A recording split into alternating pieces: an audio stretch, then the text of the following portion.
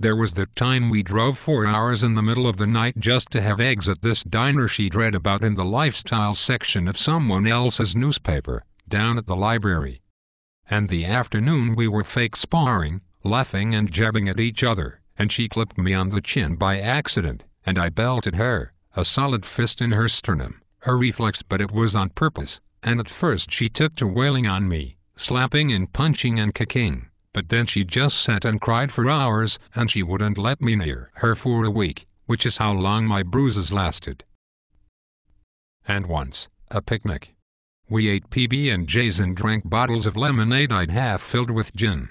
Nothing worth mentioning, just a day, warm and bristly in the grass, all those things you think of.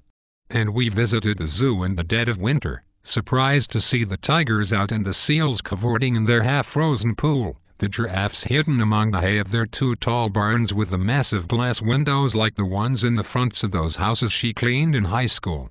Then there was the time we argued for 16 hours straight, long hot stretches of shouting and slamming kitchen cabinets we hadn't meant to open, storking across the quad between the buildings of our apartment complex and shouting so loud someone called the police, though when the cops showed up we were back inside and seething at each other, throwing soft things like balls of socks, and no one had known it was us. She wanted to buy a lizard, I wanted a turtle. This wasn't that argument, this was another time, just a conversation, the two of us drunk and her dizzy with nicotine, her hair like raffia. She thought a lizard would be cool as shit, and I think she was right. But turtles cost a hell of a lot less, and I was right too. We had sex instead.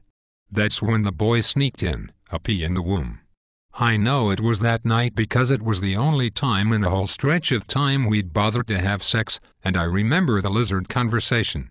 After the boy came, we had other times, long silent afternoons of laundry, the hot smell of dryer sheets and the musk of damp towels.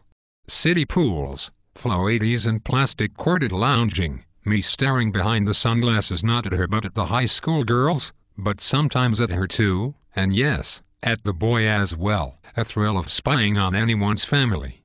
Soon, lesser times will come, we will have dead tours of the grocery store, sullen nights with closed doors, some hopeless hours of marriage counseling at the church.